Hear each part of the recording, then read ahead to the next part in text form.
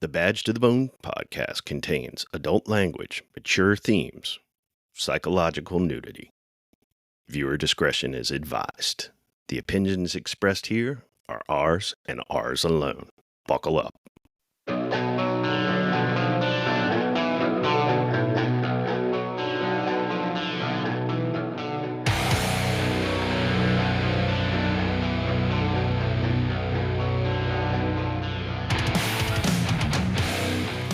Welcome back to Badge of the Bone podcast. I'm Denny. I'm Al. And we are here with another episode. Al, I'm ready for this. I'm ready. Let's get at it. I'm giving up on society, up on my family, up on your social disease. I'm giving up on the industry, up on democracy. Al. How you doing? Oh, back again? Yeah, back. Are you still sounding a little rough. Man, this weather, absolutely. And all day today it seemed to be pretty good. But now, of course, that we're going to record and chat and talk. It's got the all that mess. But I don't care. I'm sipping a little winter jack here. Yeah, that'll take care clear of it you. up. Absolutely. But did you have a good holiday? I did. We did the lazy holiday. We went out of state. We went to the beach. Your lazy holiday. How is it any different from any other day for you? Don't mock. You're retired. Don't mock full-fledged retirement. I don't know. Maybe we'll see how long that lasts. I'm enjoying it while it does. But yeah, we went to the beach. We went to a restaurant, so we didn't cook anything. Oh, that is awesome right there. It was really nice. It was nice. What about you? We had family over, so we had probably like 16 people here at the house. It was pretty good. Everybody behaved. Everybody behaved, so that was good, you. including me. Which is really surprising. Well, but that is good. We had to cook some food, but I got stuck peeling potatoes, so it was like being on KP duty or something. But lucky everybody brings a little something, so we don't have to cook everything. That's good. But it was good. It was a good break from work, and so here we are back at it. We are. Yeah. So I think we got an interesting episode tonight. Yeah. This was you kind of can't approach me about this and wanted to talk about this, and you had a guest in mind. Yeah. Well, so I kind of went down this rabbit hole, right? Yep. And it started with this one thing, and we're gonna play a little clip here in just a moment. Because I don't know, I get News Nation on my cable package. Okay. Right. Yep. And they're a startup competitor to CNN and Fox. And right. All that. And they're actually doing a pretty damn good job, actually. Okay. And they cover a lot of law enforcement related issues, probably more than the other cable networks do. So it got into this whole issue because I have a dear friend who I worked with for many years, who I think the world of, who was going through this exact same scenario. And as we sit here right now, I believe the ink is dry on finally making this person right. Oh, thank goodness. Because I remember you telling me, I didn't know. And I know this individual as well. We went to Police Week every year together and spent a lot of time, and super guy. It took 3 years to get there. That's terrible. Yeah. So it was a mess. And the issue at hand is, we went through the COVID pandemic, right? Yep. Well, anybody that follows like the National Police Officers Memorial Fund, and you looked at line of duty deaths for 2020, 2021. Yeah, COVID all over. How many of those people were COVID? A lot. Right. I mean, it jumped the numbers up significantly for line of duty deaths. Hugely. And but what about the guys that didn't pass? That had major complications from it. Right. So News Nation did this really good multi-part piece. You can pull it up on YouTube, talking specifically about COVID. Yep. And while that is not going to be the subject of tonight's episode, it is a part. Sure. It is a part. Yeah. And I felt so passionately about this particular issue and started wondering, how is this affecting agencies within our state, other parts of the country? What's going on with this? Because as you will see, this is two of the nation's largest police departments. Right. So we're going to cue this up. This is the first of what I believe is a 3-part series that News Nation did on COVID and law enforcement. We're just going to let you listen to that. Okay, great. We're going to fire it up. Fire it up. Now to a News Nation exclusive. Like many Americans during the early days of the pandemic, first responders kept showing up for work even as their friends and loved ones got sick and even died. Some, like Chicago Detective Sergeant Joaquin Mendoza, who caught COVID while on the job. He spent more than 2 months in the hospital. He suffered 5 strokes, but he survived. What he did not expect was a second fight brewing over his health benefits. Let's bring in News Nation anchor Natasha Zuves live now with this TV exclusive. And Natasha, this is reporting you've been working on for months. I appreciate you saying that, Nicole. It's important because Detective Sergeant Joaquin Mendoza, as you say, his life is forever changed. When he was denied duty disability benefits, including health coverage, he was shocked. And as our News Nation investigation finds, he is not the only American police officer now disabled by severe COVID in this same fight. Did you always know that you wanted to be a police officer? Yes. Yes, since I was little. For Detective Sergeant Joaquin Mendoza, the dream started when an officer came to speak at school. First thing my mom asked is like, hey, so what do you want to be when you grow up? I'm like, oh, I want to be a big Irish cop.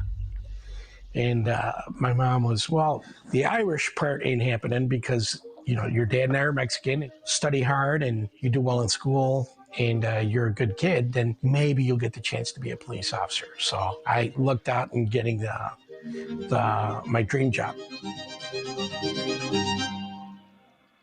And as a first responder, at the end of a 17-day stretch and a 16-hour day, he wasn't feeling well and took a nap. I thought I'd only slept for a couple hours. He slept for 48 hours straight. He was rushed to the hospital where he waged a war with COVID for 72 days.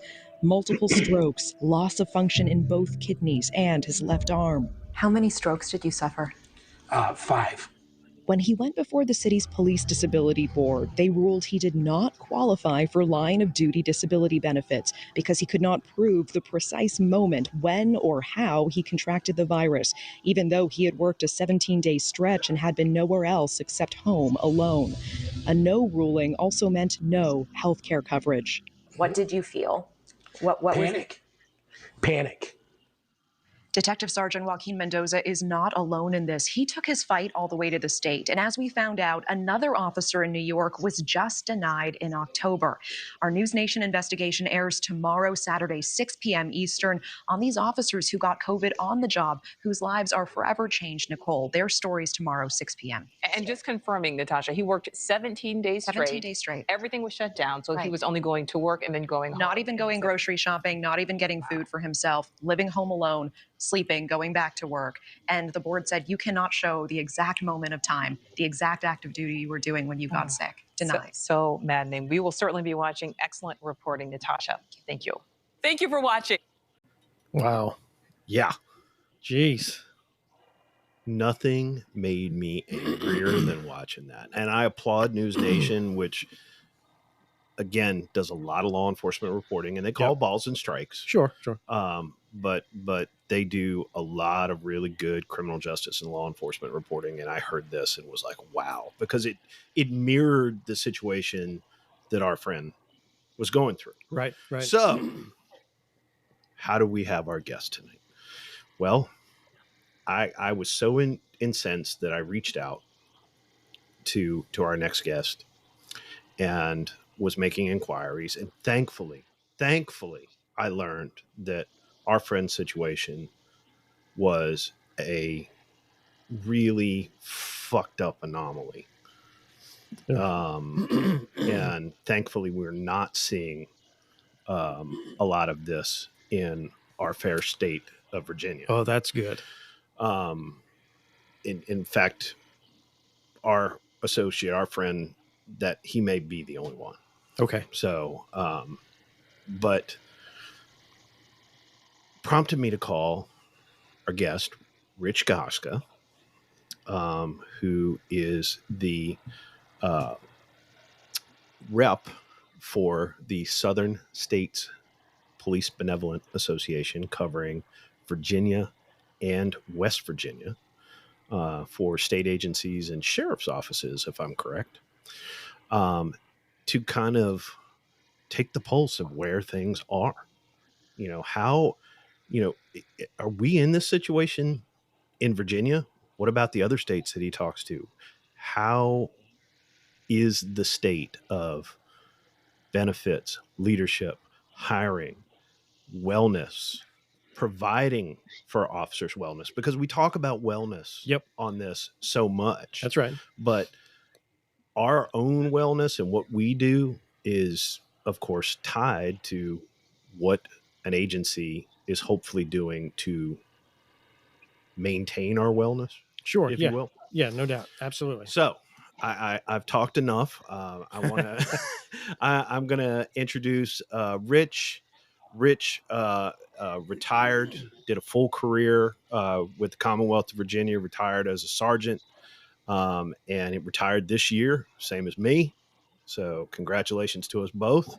And has since gone on full time with PBA, looking out for officers here in Virginia and West Virginia. So, Rich, welcome to the Badge to the Bone podcast. Thanks, Alan. Denny. It's great to be here. Yeah, welcome, Rich. Good to have you. Yeah, I'm looking forward to this conversation. Well, I'm very much. I've been looking forward to this as well. So, again, you heard what we were talking about, and we had talked some before tonight. This is an anomaly. That news report is an anomaly in Virginia. Is that correct?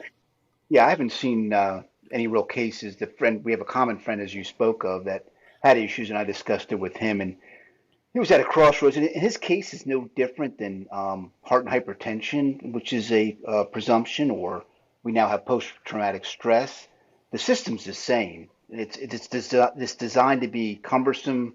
It's a third-party administrator for VRS, the Virginia Retirement System. And what it does is it denies employees right at the get-go and makes them fight for their benefits. And with the case of our friend, he was at a crossroads where he had a full career. He was eligible to retire, but he wanted that disability retirement, of course, has other benefits. So what he did was he chose the path of the disability, which caused him to be basically without pay for quite some time. Jeez. So that's pretty tough. I mean, you're going to be without pay. Oh, yeah. I mean, Yeah, literally nothing for 3 years. Wow. Living off of deferred comp. Pardon? Living off his deferred comp. I mean, he didn't know, in the agency, he felt like anybody else that I deal with, he feels that he was abandoned. Nobody checked in on him. He was had lung capacity diminished. He was in that long haul kind of stage. He is recovering, but he can't really work. He can barely take a breath when he's walking. He has good days and bad days. And but the sad thing is this is how the system works. And we counsel members all the time on what to do, workers' comp, when to file.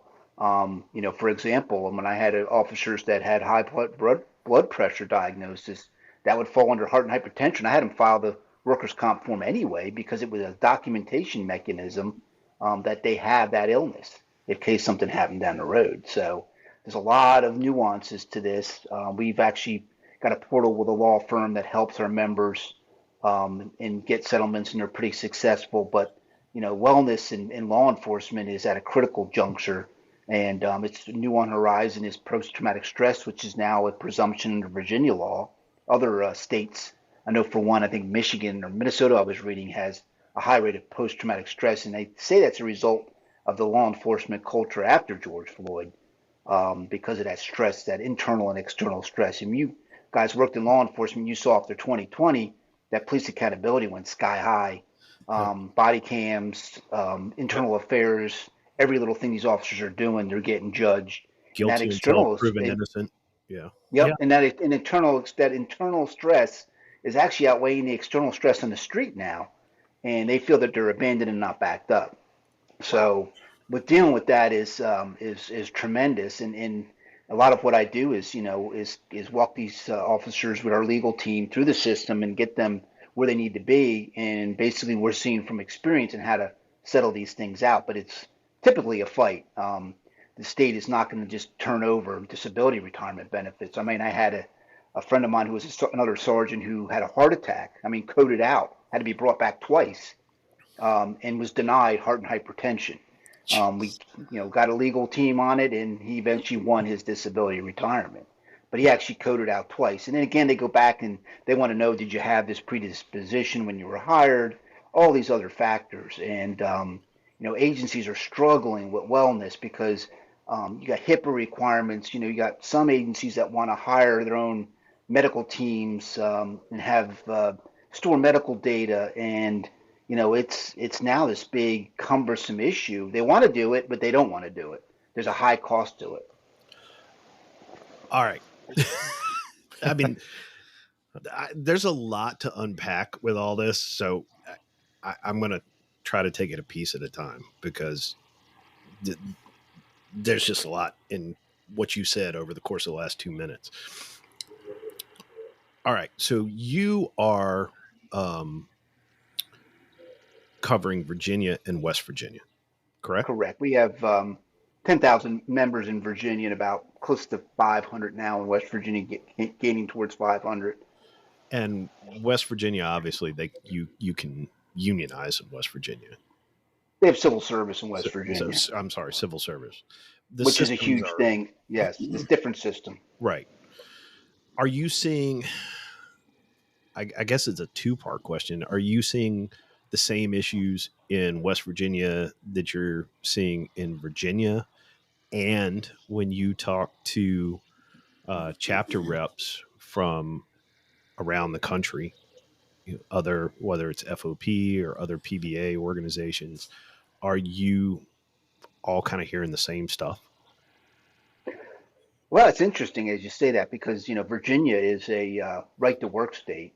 We now have collective bargaining on the local level for police departments, not sheriff's offices. And so it's a new territory. Agencies. And not state agencies. So we do represent Fairfax and Alexandria have contracts pending in other jurisdictions. And what we're seeing is these agencies that have unionization of police officers, typically your PBA in the northern states, they're not having a problem with recruitment and retention. Their academies are filled. They've got people lined up. But when you get down into the states that don't have any, rights for their employees, and I give you the example, a sheriff's deputy in Virginia is an at-will employee. They can be terminated for whatever the sheriff wants to terminate them for. And a so lot of those have a grievance process for it either. Yeah, so that's one of the things that we push is we want procedural guarantee for our deputies. I mean, West Virginia has civil service for their deputies. The sheriff is elected, and he comes in West Virginia, and he can get rid of his second and bring in his new command, but he can't get rid of the deputies unless he has cause. So that's some of the things that why we have a great relationship and working relationship with Secretary Cole, Public Safety for Virginia, and we had a roundtable meeting about how do we attract law enforcement to Virginia. And you can be a right to work state and still be collective bargaining or union. You just don't have to join the union. That's the only difference. Right. But we're seeing in other states that where that's being done and having civil service seems to stabilize the workforce.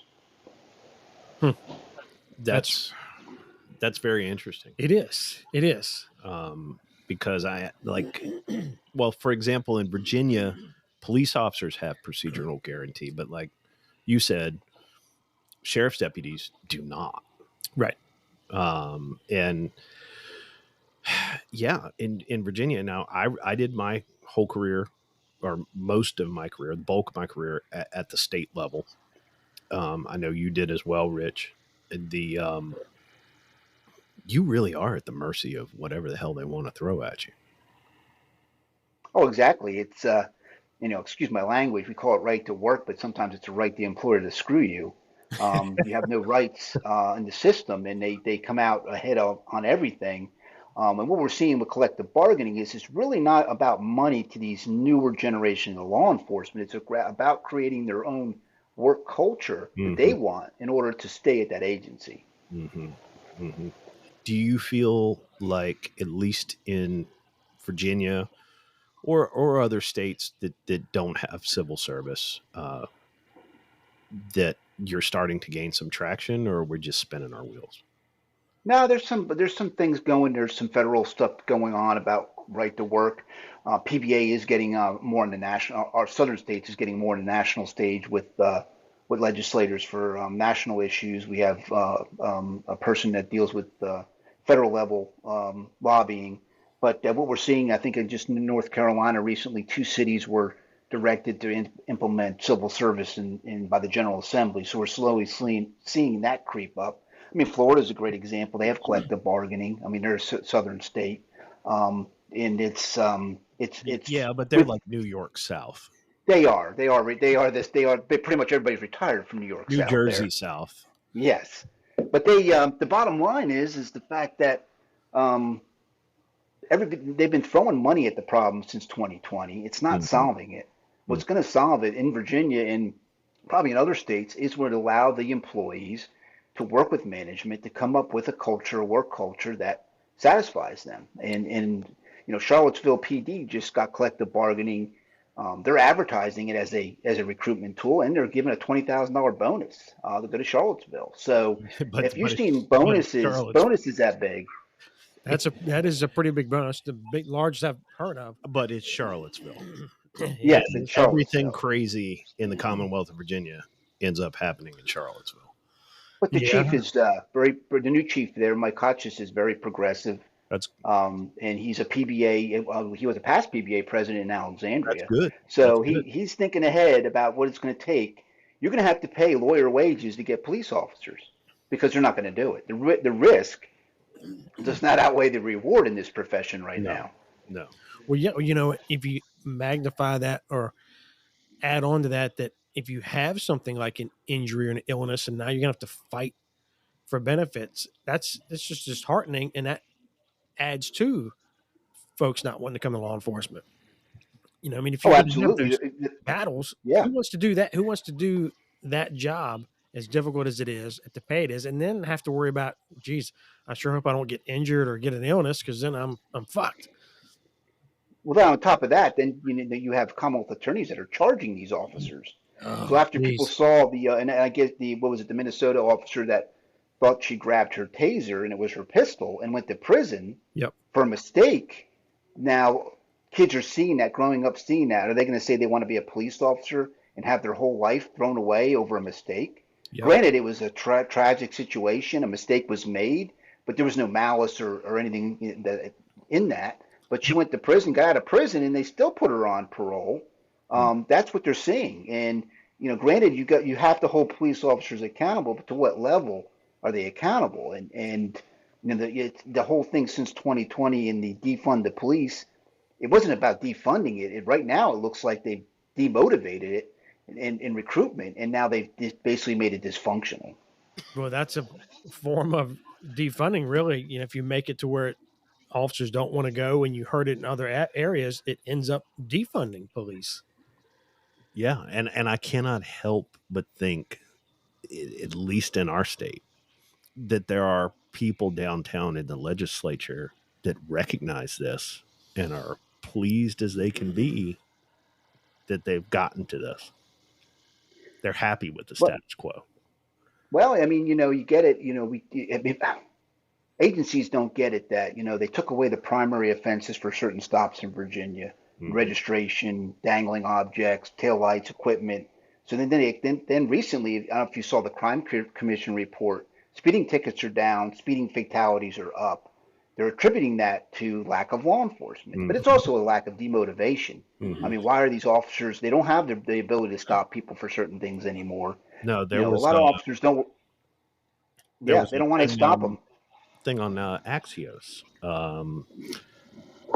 2 or 3 months back, where they were looking at traffic enforcement, and for some reason they were focused on traffic enforcement in Virginia, and the city of Richmond had the lowest rates of traffic enforcement, bar none, for anywhere in the Commonwealth. And That's demotivated officers right there. yeah, and Absolutely. and at the same time, accidents, fatalities within the city were jumping. But Yep. Nobody's stopping cars in the city of Richmond. No. Well, it has been a proven statistic, and we could dive into numbers and go back through statistical analysis, but it has been proven time and time again that areas that conduct a lot of traffic enforcement, stopping a lot of cars, doing a lot of enforcement, end up resulting in a lower crime rate. Because, if you're up to no good, you don't want to be in an area where the police are really active. You're going to get stopped. And there's a direct correlation to that. Well, more importantly, it's also where you end up finding the guy who's got the gun that's a convicted felon or is about to go commit a shooting or is coming from a shooting. I can't tell you how many legal guns I got on a traffic stop that was a result of a headlight or a taillight out. Mm-hmm. Mm-hmm. Or a drunk driver. Oh man, a ton. Holy shit, ton of drunk drivers, headlights and taillights. Right. And now you turn on the news with some regularity in Central Virginia, and you're hearing people in the city, well, how do we get these guns off the street? Well, you took away every way we stop somebody and get these guns off the street, unless they're going to walk up and hand it to us. There's nothing we can do. We have a case right now where an officer got in pursuit, a county officer, deputy, went into another jurisdiction.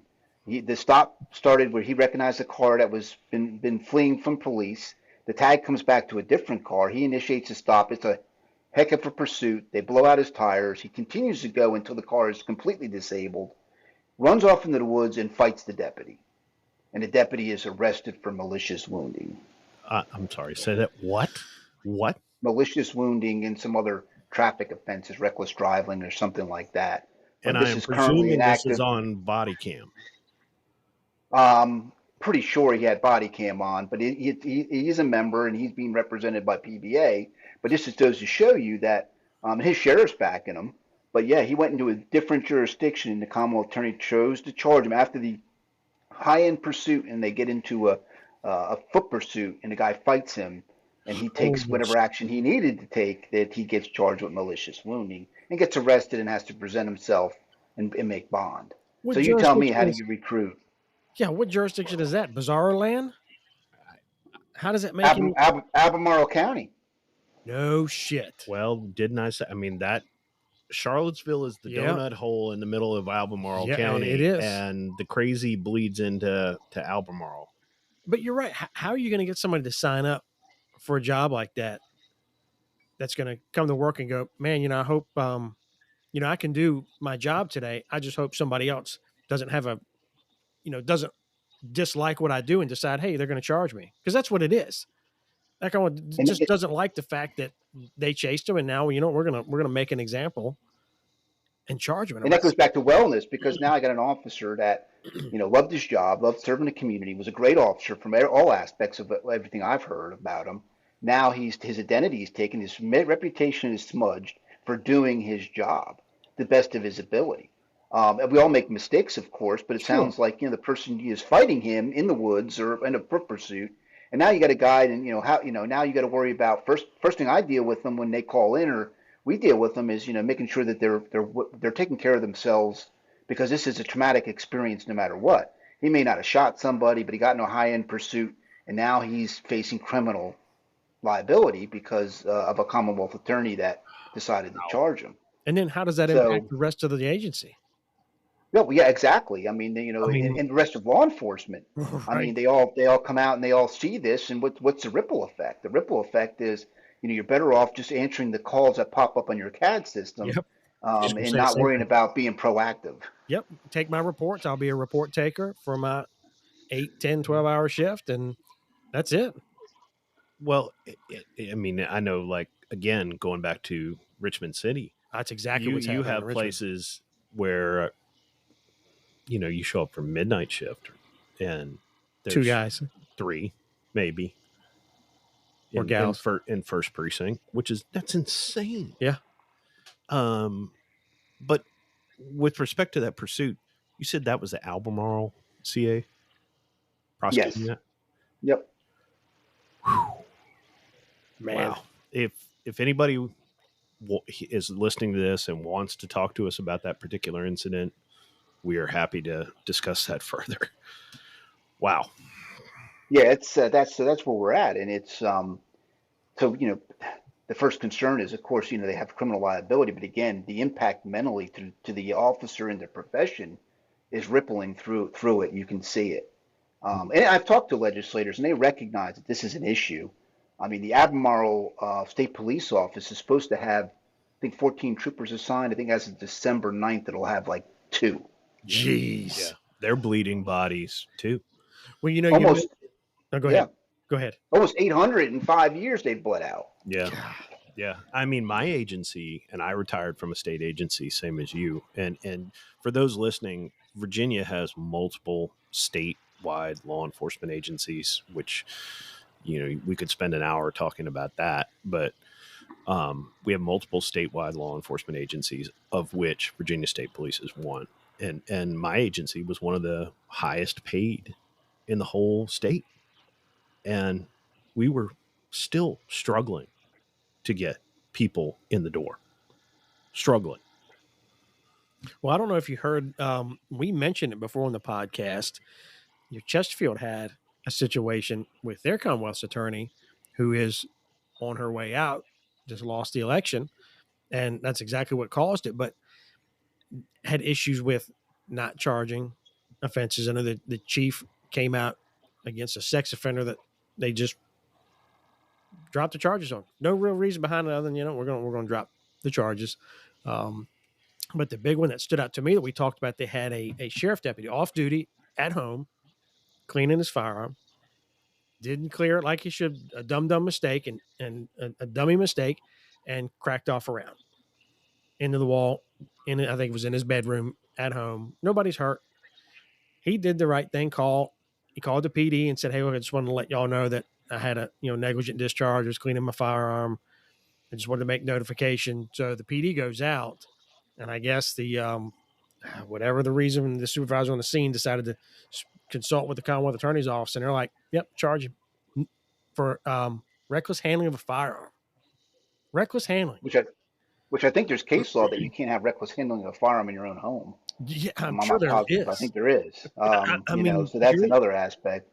Sure, it's a dummy mistake. You're going to get dinged at work, but to have it be a criminal, now that's what happens. They're taking mistakes and are turning them into criminal offenses. Yeah. Well, yeah. I mean, the first thing the state police do now, if that was them, they launch a criminal investigation. We've had numerous accidental discharges in state police. They launch a criminal investigation. They even send the gun out typically to the forensics lab.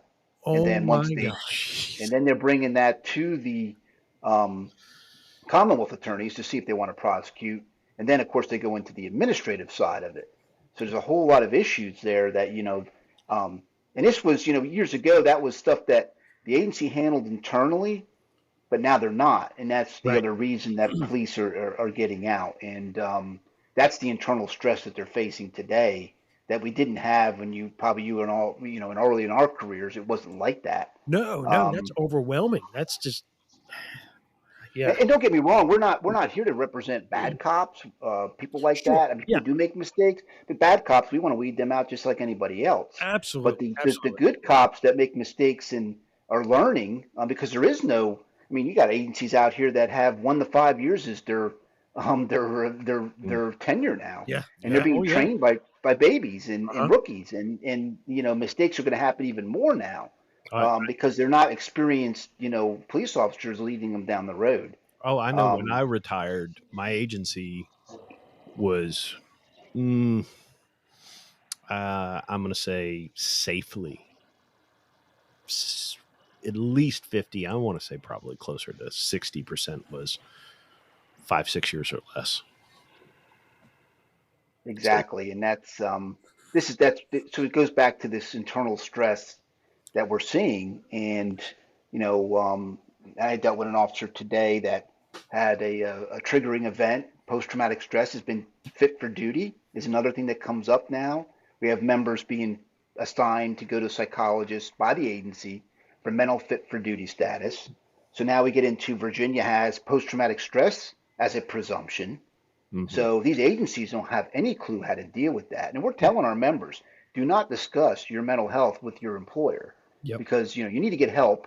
You need to file for whatever paperwork you need, family medical leave or workers' comp, but you do not need to have this discussion with them about your mental health because we don't. Agencies don't know what to do with it. And think about it from the employer's perspective. Hey, we got a person that saying that they. I had one person call up and said he was hearing voices. And he told his supervisors that. And he said, they're coming to get my gun badge in my car. I'm like, well, yeah, they're going to do that Yeah. because they don't know what to do with it. And then he goes through a whole process that are in limbo. Sometimes it could take years before the agency figures out what to do with them. And it is a presumption now in Virginia. But again, to prove that, you have to jump to a zillion hoops through the VRS disability system. And, some of these people need to be, law enforcement has a shelf life. Yeah. And some people can't make it to 25 years. They may No. make it to 20. Yeah. No. And So I hate to hear you say that, don't tell your job. And I get that.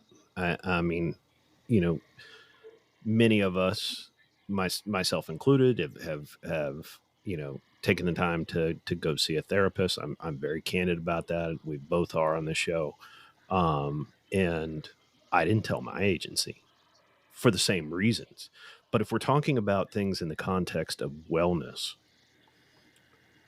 and, taking good care of your people and fostering that environment where people feel like they're supported, if you will, which I know is particularly something that Gen Z crowd that's coming into law enforcement is looking for, it seems out of balance. what is, and I will tell you, I talked to some Chesterfield officers, and they really think highly of Chief Katz and his staff. And one of them even told me that they won't let me work beyond a certain time because they're worried about my physical and mental well-being. Right. And it means a lot to an officer. Where you have other agencies like state police right now that are working these guys to death and don't care. Right. And they feel that they don't care. And again, I would love, you do have peer support groups in some agencies, but the courts have even peeled that back by making some peer support, I think it was in Henrico, testify, where they're supposed to be privileged under the code. So you have that issue now as far as wellness and how do you deal with that? State police just hired a counselor, I would say, with a therapy dog, and he's not. There's no. What's the privilege there? There is no privilege. So if you go to that person and talk to them, what can they do with that information? And that's our concern is for the member is to protect yourself. I'm sad to say we hope the agency would look out for you, but that's not. You have to look out for number one because that's not happening. And it also seems to indicate that, like, while the state has passed this law that mental health is a presumption, right, that you still have elected officials that are using it as a cudgel to go after officers. That elected officials passed the law, and now you have elected officials that are not supporting it, be it at the state or the local level. Yeah, I mean, when you get into workers' comp and VRS issues, Virginia retirement system issues, I mean, it's all about a bottom line dollar amount. So they're automatically looking at it from a business standpoint. If you don't want to automatically trigger these benefits, you make it easy for everybody because everybody would leap into them. So there's that fine balance you're walking, and they make it difficult. And attorneys got to get involved. And I tell people to file the paperwork, do those things to protect yourself, because there is officers out here that the last one I dealt with was involved in some kind of altercation, a struggle on the street, and he's having those issues. And I've been there. You guys have talked about mental health. I've been there and gone to see somebody and take the precautions. But there's a lot of people out there that don't know what to do, and they call up, and I can hear the anxiety in their voice, and I'm like, "You sleeping?" And they're like, "No, I'm gonna get night sweats, heart racing." Well, yeah. I'm like, you need to see somebody. Yeah. And it's not probably physical issues. And I've actually told officers you need to stop working, go out MFMLA, and go see somebody now because they're that bad. And it's probably getting worse with all the staffing shortage. Oh, absolutely, it's and getting of course worse. the culture, and you've kind of hit on a lot of this this same stuff. But we have been talking about how the fact that a lot of our mental health issues are driven by our own agencies. That Oh, they there's no are, doubt. yeah. And um, one of the issues, and you mentioned it, and I kind of want to follow back up on it, is the use of IA as a performance tool. Weaponizing. And that too factoring into this. I mean, this whole mental health, performance, all of it, it's all intertwined. And I'm just I'd be interested to hear what you have to say on that issue of IA as a Well, performance and management that's tool, because I think it's horrible, but I saw the it. biggest offender, right? Yeah, the biggest offender right now that we have, and I'll call people out. I don't care, but Virginia State Police seem to be walking that fine line of, they have supervisors. If an officer doesn't fill out violates maybe a paperwork policy or it's a records policy, they're turning them in to IA. They're following the procedural guarantee, but they're turning it in IA because they want to discipline them. So what they're doing then is they're finding them at fault, and they're in the state system in Virginia, there's group 1 offense, 2 offense, and 3. 3 is a terminated offense. 1 is the lowest, of course, and it doesn't. But they're not really disciplining them. They're just putting that in their file. And we're wondering why they're doing that. Is it a performance management thing, or is it because 800 troopers have fled? Some have gone to other agencies, and is this a method to keep them from be unmarketable with any other law enforcement Yep. agency? I And think that's that is what probably a valid point. and that's what they're doing, and that's causing major issues. I think you could easily make that assumption, and I think you could make that correlation, because it does. You have this file that has all these violations in it. Another agent, particularly another large agency, is going to be like, we're going to pass. Well, they're going to take the safe route. Well, the state passed a law back coming off all the 2020 stuff that says that an agency must do a background. If you're lateraling from one agency to another within the state and you were law enforcement or corrections, they must do a background. And that background must disclose any IA data. Yep. Yeah. Must by statute. And well, there you go, right there. And so exactly, they're laying the groundwork so people can't go and are going to get denied. I will say that they are not the only state agency doing that. Well, I mean, state police just had they called him the catfish cop that went out. He was a new trooper. They did his background. He went to Washington Sheriff's Office and County Sheriff Office in Virginia. Evidently, he was a predator. Made national news. It's just on the news now. I mean, he was a predator, internet predator. Catfished a 15-year-old girl. Went out to California, showed his badge, had his gun, killed the grandparents and the mom, I believe. Took the girl, got in a pursuit, ended up killing himself. In his background, the state police admits that he had self-committed. He says he admitted to self-committing to a mental institution. Well, come to find out, it wasn't a self-committal. It was a mandatory committal, emergency protective committal to a mental institution, and nobody ever followed up on it. And that's part of the problem is they're trying to make this into a factory, to their shortage, to crank out people into the system that shouldn't be there, and missing things. And biggest police liability they'll tell you is failure to screen. If you fail to screen or fail to train or fail to supervise, you incur some liability there. And you could be involved in a 1983 lawsuit, federal lawsuit. So this issue is, now, poor Washington County Sheriff's Office is being sued because they didn't find it, but they relied on state police's background. Right. I don't think they did their own. I don't think they did. I don't think they did either, but I don't know exactly for sure. But this is exactly what we're seeing is how does someone with mental issues, and come to find out they went backwards, and this guy had been catfishing and was an internet predator for a long time. And I give you the example, there's I've done background investigations, and you're not even supposed to be able to look at people's social media accounts. They can deny, I could ask them and they can deny me access.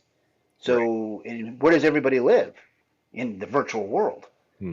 social media, and that's where you'll find a lot of fingerprints of their behavior, and we can't even look at those things. And that's the same thing here. They missed it. I believe they probably, when he ran his criminal history, they didn't run the all, which shows if he had been committed. I mean, technically, the guy couldn't even have a firearm. Right. Yeah. Well, I think if I remember correctly, state police initially denied that they knew that, and then some records got brought out that showed that they did know that. Yes, and the fact that the inspector general's office was ordered to investigate it Right. by the governor, and then they turned it back over to state police to investigate themselves. There's no oversight, and that's what we're saying is there's just no oversight. I mean, they're given money, they're given a budget, their leadership is their only oversight. PBA has become more of the employees are now a watchdog group within their own organizations. Yeah. And you're going to have people, turning that stuff over to the media because they feel so bad that their agency is doing these things and making these mistakes. And it's becoming a cancer within that these agencies can't stop. Well, again, speaking just from the perspective of somebody who worked at a state agency in Virginia, we seem to have a lot of problems at the state level. Enormous amount of problems. A lot of problems at the state level, and a lot of those problems, I'm sorry to say, point of origin is usually leadership within those agencies. And it's funny you say that because I've had this discussion recently with someone in a state agency, and it's like the promotion process is never look at the background or the performance of the officer. No, they go on an interview and that's their ability to write, and they don't go at their performance and what they know. And I'll give you the example. I mean, a first line supervisor needs to know constitutional policing, how to keep his people out of trouble, how to do a search warrant, how to keep them from violating somebody's rights and keep them safe on the street. And you're getting people that they're worrying about is how they perform on a PowerPoint or how they write a letter, how they interview. And they're not digging into the deeper, and there's people out there that just aren't leaders. They may have, and some of them may have been good cops and just can't lead to begin with. But, there's agencies and my former agencies started a leadership development program for guys that have 1 to 5 years. Now, kudos to the program, but they have no business. You're training people that are only staying 5 years. So what are you doing? You need to be training those people up on constitutional policing, how to supervise, how to do a performance evaluation, how to treat people fairly. Basically, when I took over as a sergeant, I studied employment law on my own. Because you need to know what Fair Labor Standard means. You need to know what all these things come into play. So we had my agency. We had law enforcement duties and other assigned state government duties similar to yours, and we had a leadership program in house, but it was for everybody. It didn't matter if you did law enforcement or you did IT. They all went through this same program. And you could sign up for that program and maybe get selected that program prior to getting promoted. But other than that, and I don't know if your agency was the same, you go up for promotion and it's a writing sample and an interview, and they will not look at your performance. I was even told at one point they were prohibited from looking at your performance, like your last 5 years at evals or whatever. They can't get over it. They're stuck on this. They can't look at your performance. They're stuck on that. Right. They think it's gonna, and I don't get it because that's where the crux of this is. So it all boiled down to interview, and of course, whether or not the big boss thought you were gonna, be his boy or not. Toe the company line. Right. And that was it. That was the criteria. And then if you got formal leader, you had to get promoted to get formal leadership training. And that goes back again to the wellness of these organizations. And the heart of it is because, these people feel abandoned. These guys that are really good at their job that never get promoted, that should have been promoted or asked to get promoted. Or if they do apply for a promotion, they're beat out by a guy or a kid that doesn't know anything, and it becomes they become demoralized. And again, their wellness is they give up. Yeah, and our like our career development program capped out at 5 years. So if you from year 1 to year 5, you get to year 6, you're capped out That's on it. career development. And so How the hell is that a career development program? because now, so like the way it was structured when it was in, like I was making the exact same amount of money as another guy who worked at the other end of the building who had 6 years of tenure. How was 1 to 5 years a career? That's like the first step. 5 years. Nope. That's like step 1. Nope. Capped out at 5. Holy shit. Holy shit. That should be like step 1. Mhm. Or maybe at least Well, step you know, 2, maybe 3. And then, but I mean, wow. but I attribute to some of the state problems in Virginia, and it could be in other states, but Virginia has a one-term governor. So that one-term governor has no time to even get his feet wet, let alone worry about and of course, being Virginia next to D.C., there's always the national stage that entices them. Mm-hmm. So that's part of the problem. There's no continuity in government. And what I see on not all of them, but a lot of the secretariats have no business. It's political paybacks. Yeah. So with some of these agencies that are run by boards, it's all political payback. So there's another problem of accountability and the proper people running these agencies. No, you could almost do whatever you wanted as an agency head in Virginia, almost with impunity, and it really only created an issue if the right person called downtown. Other than that, I mean, you were the king of the castle. Yeah, you got a budget. You tell me if you delve into state police's budget or any other state agency, tell me how they actually really spend their money. That's why we feel that at this point, collective bargaining on the state level would fix some of these things because they would put the employee first. These expenses would take care of the employee first.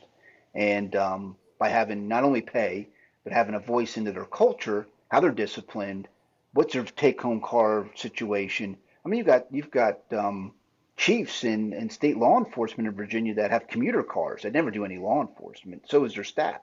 But yet you've got field officers that are driving junk. And that's not what we call it is where's the service leadership? There's no service leadership where the boots in the ground are the first priority. And we have talked a lot about that. We have, yeah. And it's few and far between agencies that get that mindset of the boots on the ground of the priority. And that's unfortunate. And again, all of this stuff, it's that confluence of leadership, working conditions, mental health, and you cannot talk about one without talking about the other. It's impossible. It is. But I do want to go back to collective bargaining because I do want to play devil's advocate on here, and because some of the argument against it, and I've had friends that worked on union departments, NYPD, and large union departments, and some that have worked on places that have collective bargaining. And one of the issues that they would come across sometimes is when you have that shit bag that you can't get rid of, that's worthless, that just is just a total sandbag, and you can't get rid of them because that union is protecting them. They're protected by the union, and the hoops have to go through to get rid of that shit bag. Or just In northern unions, I agree. We're different in southern states PBA because just because there's a contract doesn't mean that they get coverage. Sure. So let's say you were an officer under a collective bargain. Let's say Alexandria, which has a contract, and you screw up, and you are a shitbag. My job is to screen, and I get officers that lie to me, believe it or not, about what they committed. No. And then we don't cover them. Right. Number one, is it a law enforcement action? Did you follow general orders? Did you follow the law? Did you tell the truth? And in fact, it sometimes goes up to a chapter vote to see if they will get legal representation. Mm-hmm. Now, of course, what we'll do in a shooting or a use of force situation, a critical incident, we try to get an attorney on scene within 20 minutes. Right. And that's to protect the officer's due process rights. Yep. But I will tell you that PBA, there was an officer that was involved in a shooting that was high profile in South Carolina, near the Chandler Charleston, you may remember, and we did not represent them because they violated that person's constitutional rights. So I agree that we do not want to protect bad cops, and we don't want it to be that typical union out here where we do that. No, I'm glad you addressed that, because that is huge, and I think that's a big point to bring up. That excuse me, PBA is going to vet those situations, vet that officer, vet that situation where you have, you know, some of those union up north that are just hardcore union. They're going to back up the officer just because they're a member of the union, right, wrong, or indifferent, and that causes problems. But I think that's important that PBA is vetting that situation and making a conscious decision on what's in the best interest. Well, people, we're not the typical union. We are a nonprofit. It's run by the members. So Right. basically, if you look at it, everybody pays a dues, and basically, it's like a collective to protect their brothers and sisters when they need find either a lawyer or some other issue. And that's kind of what it does. Is it's run by officer boards. I mean, and most of our field representatives, of course, are law enforcement or retired law enforcement. So we all have this family atmosphere as far as it. And we also have the Police Benevolent Foundation, which is our other nonprofit, and we do fundraisers for officers. And all that money, 100% of it, goes to that officer. We don't take any of it, not administrative costs or nothing. Oh wow, that's good. So we just had a trooper that was injured off duty, and $2,300 came in, and that goes all to her. We don't do any of that. So we're not the typical national union. We're grassroots. That's what I like to say we are. I like this job because not only can I serve the citizens, but now I get to serve my brothers and sisters in law enforcement and take care and advocate on their behalf, because in my opinion, nobody's doing it.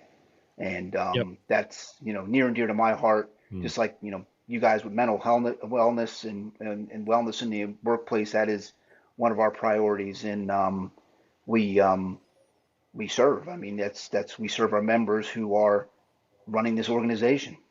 No, that's good. I think that speaks a lot to the organization. I'm glad you talked about that, because, I mean, I do think officers in general, someone that wants to be a member or pay their dues, they're going to be a member and be, want their coverage, or, be looked after if things go sideways, or if they need assistance with something. But on the same end, they don't want that shit bag that needs to go to be backed up. So I think that would make, for me, if I was becoming a member of PBA, it would make me feel better to know that, this organization I'm joining is no joke. They're not just going to take somebody's word for it and start pouring all these resources into someone that should not get them. And they're going to, look into the situation, and the right people are going to get the right things. So I think that's huge. Oh, I'll tell you, I have an officer. You talked about an accidental discharge. They launch a criminal investigation. He lies in the criminal investigation, but then tells the truth in the internal affairs investigation. He lied. He's going to get decertified in Virginia. He made a mistake. He's not a bad person. Sure. He comes to us, and I said, well, you got one resort here, and one avenue that I see. And he's like, what's that? He's a 25-year-old kid. I'm like, you got to resign. I said, you're better off, resigning and taking it in your own hands than getting terminated, because that's what's going to happen, and you're going to get decertified. And we don't cover you because you committed a crime. You lied, Right. under the color of your uniform. No, I think that says a lot for your organization. It really does. And Virginia does have that law that if you are shit canned for an integrity violation, among other things, they will decertify you. Yep. And I'm okay with that. I am. I'm actually okay with that. I am. I think most of the things that you can get decertified for are warranted. Yeah. I mean, and I've seen this happen on the job where, hey, did you do, or did you see? And all you got to do is answer yes, and you're probably not in trouble. And the officer goes, well, no, I don't know what you're talking about. The hell? Just say yes. It's always been the kiss of death, is untruthfulness. You get found guilty of that, you should be done. Now, I think the decertification helps because you have that untruthfulness, and then somebody will go to an agency and says, hey, you know what? This guy's got 7-8 years. We'll take the experience and not worry about the untruthfulness issue. And then you open up a whole other can of worms. So, and I would think that the fact that that's on the books probably makes a greater case for arguing for collective bargaining and unions in Virginia. Would you agree, Rich? Yeah, I think it certainly, yeah. The other issue in bringing that up is certainly you talk about lying and being a Brady officer. Yeah. At least with decertification, you do have the right to appeal it, Right. and Yep, have you do. But with Brady, there is no due process. These No. Commonwealth attorneys make you a Brady officer. That's the other kiss of death, Yep. and your career's over. Yeah, done.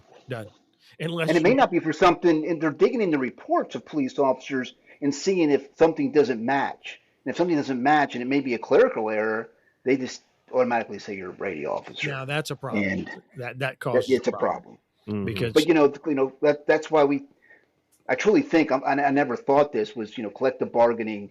After looking at all the things in law enforcement in even southern states, is the fact that the officers have a voice and can build when we do collective bargaining, we hire a law firm and Sim Showers at Loudon. They sit down with the collective bargaining committee, and this committee is officers. These are the guys in the streets building the contract step by step. Okay, let's talk about take home cars to Yusuf, when can you turn off your body cam to and it's all laid out in their days off and overtime and special duties and special assignments, that training, all fairness issues, that's in writing that everybody's got to follow. And what do police officers hate the most is deception and being treated unfairly. Because why? Because they're told to treat people fairly and be unbiased. Yeah, Yeah, exactly. man, that's a great point. I think that would be a huge help, because you talked earlier on. We talked about developing that culture that the generation wants and officers wants, and having that collective bargaining will help them negotiate that. Like you said, negotiate. How are we going to do the days off? How are we going to do take home cars? How are we doing these policies? But it gives them something, like you said, basically just gives them the voice to be a part And of you it. guys know that, the new generation, they don't want to know. You can tell them something, but they want to know why. Yes. The why to it. Why are you telling me that? And if you want to get officers motivated out here, you don't tell them to go out here and write everybody a speeding ticket. What you need to do is send them on a mission. You need to say this stretch of roadway is having horrible accidents and fatalities. Your job is to go in there and begin to correct that through enforcement practices, and they will do it. You have to give True. them value and buy-in. Yeah, exactly. I don't think that, and I don't think it's a bad thing. I think it's a good thing. I mean, Yeah, it is. honestly, I would say that's just good leadership. But but so for example, I my oldest kid is 16. I doubt very seriously that they're gonna pursue a public safety career. But if I was talking to him and said, "Hey, think about policing. What do you think? How do we get that next generation in? And where do you see us 10 years from now?" Well, recruitment and retention is a national problem. It's just not. It's one state is having this issue. I mean, there's other states that are doing well. Florida, enacted some things. For example, I mean, policing is a necessary evil in society. There's no doubt about it. We're not. The firemen show up and they're hailed to be heroes, where police show up and we're demonized for taking someone away for domestic violence or whatever the crime may be. But the bottom line is I think we need to really look at from the beginning. I'm a big fan of probably looking outside the box to cadet programs. Why not in Virginia look at, it's just like service in the military, having that college fund. Why aren't we looking at something similar to that, having where we can take these officers in as part-timers, send them through an academy, evaluate them, bring them in as a cadet program. And we also got to look at is how do we keep someone like you guys in the system long enough to bring these officers along, even if you're in a civilian position in law enforcement agency where you can kind of mentor them and steer them. And that's not what's being done. And there's a lot of agencies, the large police agencies that have, positions that could be civilianized that could bring in retirees.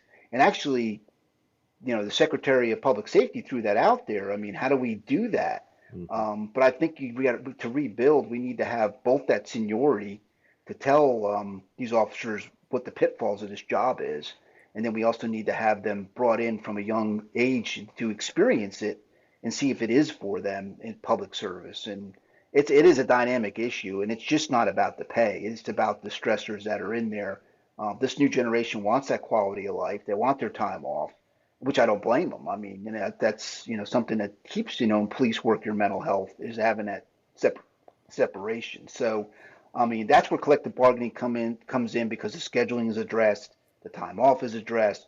If we continue to have these shortages and we're overworking these officers, which I is think I just saw which is just an article I think in California where fatigue is becoming an issue. They're making mistakes that and sometimes you're making, as split-second decisions. And of course, if you're working the night shift, you're on swing shifts. It's destroying these people physically, and we've got to find a way. And I think having the officers say, "Hey, enough is enough," or this is what we want as our work culture. And banding together to work with management to come up with solutions. There's nothing wrong with that. I don't see anything wrong with officers sitting down and put it in writing and say, here's the standard for scheduling. It's in a contract, and this is how we're going to do it. Yeah. The only obstacle to that I see right now is the management, and I know leaders, I know executive level leaders that you get them in a room like that to have these conversations, and it's not going to go well. Well, I'll be honest with you. We sat down at the round table with the secretary, and there was the other associations in there from multitude of backgrounds. I mean, you know who I'm talking about, and they've been around a long time. Right. And when I start throwing out stuff that's outside the box, they look at me like I got two heads. Yeah. Because they're not thinking. They're thinking about the same old stuff that hasn't worked for years. Right. And one of the and you and I talked, Al, about the consolidation of state law enforcement, and one of them said, well, we've done that before. Well, that's why it's failed, because it has. Well, they didn't say we've tried that before. Well, no, they haven't. But that's why it's failed, because we haven't never succeeded, and now we have to do something different. No, I mean, we propose to that in Virginia should happen. You should not have 6 statewide law enforcement agencies in Virginia. That includes our state police. That's crazy. And I'm not shitting on these agencies. I mean, some of them are really good agencies with some great people, but you don't need 6 agencies working at the statewide level. Well, it's the overlap, and so here's the thing in Virginia. As you all know, the sheriff's offices in Virginia get state money. Right. So does state police. So what are we all fighting for? The same dollar. Right. And everybody's getting outside their lane. For example, state police will, have a dive team. They have boats. Well, Wildlife Resources and Marine Patrol have, boats and dive teams, and all this overlap begins to happen. And then you got sheriff's offices that, overlap, and then have boat patrols. And where does it end? And then they go, we don't have enough money to pay people. Well, that's because you're all outside your lane. Yeah. You're not doing what your primary mission is. Well, and you're also paying, for 6 different training silos, 6 different IT silos, equipment silos, training silos, on and on and on, where you could put it all in one bundle. Well, yeah, you're paying for 6 different infrastructures. Exactly. HRs to whatever. I mean, offices, 6 different infrastructures, and that's costing the state a huge amount of money. We have brought this to Governor Youngkin. I don't know if we're getting any traction with it. I think we're making some headway. We pitch it everywhere we go that you've got to make a decision on the priority of funding. We value deputies to police, town police, to whoever, but the problem is when you start overlapping, and everybody knows. Look at the $1 Million Mile in Hopewell, where the sheriff's office was going out there and writing speeding tickets and making $1 million a year. I mean, on the interstate, is that what a sheriff's office that has a city police, was that what they were supposed to be doing? So those things were and I think the other thing that the public wants after 2020 is quality policing. And to take quality policing now is going to take a lot of money, which now you've diverted among 6 agencies in Virginia, and then among all the sheriff's offices. So how do you get quality when you have to divert all your funds to quantity? And that's where the problem comes in, and that's what we have to have as a solution. And I really want to work with a coalition with the Sheriff's Association to all that to solve this problem. Because if we don't get in those lanes and get the funding for these officers, it's just going to continue to decline. Mm-hmm. Yeah, that's a good point. That's a real good point, particularly with that overlap. That's so true. But it sounds like, at least from the perspective of, there are some good, positive ideas out there that maybe in a decade or so we get to a better place. Well, I'm in this for the long haul. I mean, I'm not going to retire from PBA anytime soon. I mean, it's number one, it's my passion. If I feel like I am retired, but I got a great job to do, we're going to push to get things fixed, and we're going to, we do political endorsements, we give campaign contributions because that's the way you get a voice, and our people want a voice. And again, I think if we continue to come at it as a group and address these issues and come up with solid ideas and be part of the process and part of the discussion, we are PBA is a new kid on the block in Virginia politics, and as far as associations, I mean, for years it's been the State Police Association. We now have 930 members and a chapter for state police. And we almost have a chapter for every state law enforcement agency. So we are on that level. And then, of course, we have our local chapters that encompass city police, sheriff's offices, and they all have a dynamic different need. So the idea is working together. And I will tell you, like the state police chapter that we have right now, they're not silo building. They're actually advocating for a state law enforcement training center. They see the issue too of overlap and that they can't pay anybody because everybody's got their own training academy. And then you have local training academies. Yep. Well, Rich, thank you. It sounds like we could easily stay on for another hour and talk about these issues. Oh, definitely. Definitely. I really hope that we can get you back on. I hope that you reach out to us and share if you ever got anything you want to share. We are happy to be a platform for you and your membership. Love to have you. Thank you for everything that you're doing right now to help the profession. Yeah, Rich, it's been great. Echo that. Thank you so much. Thank you for what you do, and great conversation, man. Thanks so much for coming on. Oh, it was awesome. I enjoyed it. It's the passion, and you guys share that passion. And I think your listeners out there will hear it when we talk about it. Absolutely. Yeah. But again, you are welcome here anytime. Thank you so much, Rich. Thanks, Alan Denny. Thank you. So, yeah, that was great. Rich is a wealth of information. Man, he is. I mean, he brought up a lot of really good points. We probably could have stayed on. Well, we could have jabbered to the wee hours of the morning. We've got plenty of booze in here and plenty to talk about, so we could have gone on. But I would say he's definitely in the right position. 100%. Just because he definitely has a solid pulse, a solid beat on what is going on in the law enforcement community, where the deficiencies are, and great perspective on ideas to help kind of right the boat. Yeah. And he and I talked before the show, and I kind of went into the show with one idea and came out with like 12. I mean, because, he and I both come from that state, Virginia state law enforcement background. And a lot of dysfunction. We saw all of the same shit. Yeah.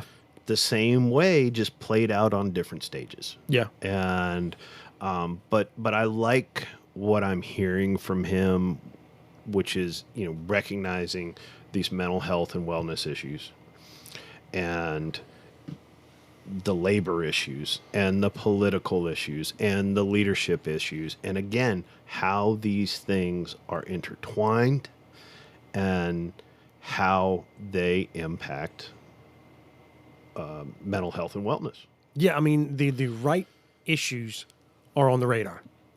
Precisely. So that was very encouraging, and hearing him talk about those, he's got laser lock on exactly what he needs to have laser lock on. And I thought he had great suggestions. Yeah. Just really great perspective. I mean, 100%, because it wasn't just, and you hear that sometimes, and even as a member in organizations like that, you hear, well, you just, are we just bitching, or are we coming with solutions? Right. And, yeah, they're bitching, and they should be bitching, but they're coming with solutions. Right. And that's great. And it's good, genuine, out of the box thinking solutions. Which really, the state needs. Right. But the things I heard were things that are really focused on helping the problem. It's not regurgitating the same old bullshit that you hear, the same old ideas that have been done over and over, or ideas that aren't even addressing the problem. I mean, he talked about, pay. Pay's not going to fix it, and it's not going to fix it. No. 10, 15 years ago, if you were throwing money, you'd have been making a huge impact. Not now. No, because it's gone beyond pay. Yeah. I mean, like 15 years ago, pay would have been up there, and you'd have made great strides in, your personnel and your recruitment with jumping up that pay and pay raise, But now in this age, that's not the fix. But yeah. I mean, you got to have the pay, no doubt. You can't ignore it, but it's not the fix. And it sounds like he's really, again, he's got his finger on the pulse of the problem. Yes. Yeah. And I was very candid, talking with Rich in prep for the show, and I said, well, I stopped being a PBA member years ago, more than a decade ago. Right. I said, because I was like, I didn't see shit. Right. I didn't see shit. I didn't hear shit. Yep. Yeah, I cut you a check every year. It's kind of like the FOP. And then when I did end up needing them at one point, I was like, well, this is worthless. And and I told him very candidly that. And I said, but everything I'm hearing and everything I'm seeing is that over the course of the last 10, 15 years, that has really changed. It has really gone the other direction. It has. I thought his talk about collective bargaining, I thought that's important. I think that's important for the folks that listen to us to hear, because you do get that, is it they correlate it with your New York, your Detroit unions that can have some benefit, but man, they are a truly double-edged sword, and they have a lot of disadvantages. The collective bargaining here is not that. It's truly a voice for officers, in a way for the boots on the ground, the rank and file, to have some input into their careers. And to get access to resources. Yes. Yeah. So, Good. I mean, so everything was really, really positive, and my hope is that we get Rich on again. Yeah, I mean, there's another great contact that we're going to have to stay in touch with. At some point, I think we're going to have to, publish a list of all these great contacts as almost like a resource guide for yeah, right. But hopefully we get him back on. I'm sure we will. Hopefully, his membership hears, his membership listens, and we always try to speak to our audience and say, look, if you got something you feel like we need to take a look at, something that you want us to know about and maybe provide a platform to, reach out. Yes, please. And I'm going to say this specifically to members of Southern States PBA. Reach out. If there's something we need to talk about, if there's an issue we need to know about, reach out. Let us know. We are happy to be that platform. Yeah, because we do this for you. We do this for the audience, for the folks that are listening. So things that you think need to be talked about on here, man, let us know. Shoot us an email. Our email is wearebadgedtothebone@gmail.com.